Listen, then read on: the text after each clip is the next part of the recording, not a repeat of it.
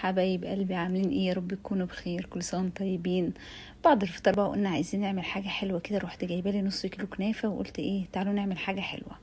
انا هنا عملت ايه، جبت حطيت الشربات الاول، حطيت كوبايتين سكر عليهم كوبايتين ميه وعليهم رشه فانيليا حطيتهم على النار، وجبت هنا كوبايه لبن وحطيت عليها معلقتين نشا ومعلقتين سكر. طبعا انا مش عايزه ايه المهلبيه بتاعتي تبقى مسكره قوي يعني، علشان ايه، علشان هنحط لسه عسل.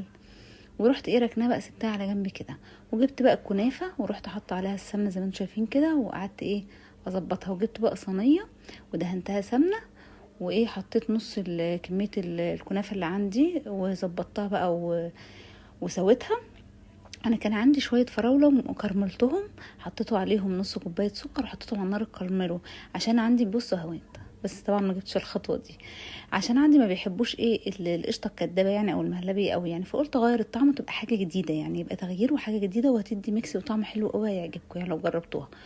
حطيتها بقى على بعد ما خلصت، حطيت النص الاولاني، حطيت عليها الميكس اللي انا عملته دوت طبعا، القشطه الكدابه ده بقى مش كدابه قوي يعني مع المهلبيه مع الايه، مع الفراوله المكرمله، وحطيتها وظبطتها ايه وسويتها كده.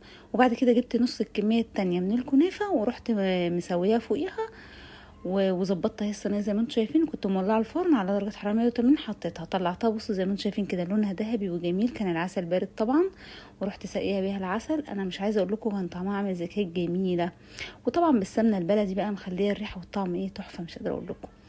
بس هي التركية اللي غيرت طعمها شوية وخلت كده ان فيها ميزة شوية، اللي هي الفراولة المكرملة. بصوا بقى حمرا ازاي من جوه، جميلة لونها كده ايه تحفة.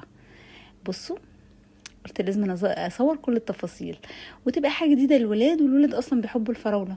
عملناها بقى مع شويه عصير، كان عندي حبه عصير جزر من الجزر وبرتقال من اللي كنت مخزناهم، عملت بقى عصير بصوا مش عايزه اقول لكم، حاجه جميله بعد الفطار وتحليه حلوه وتغيير في نفس الوقت. طبعا لازم ادوق زي كل فيديو عشان اقول لكم حلوه ولا لا.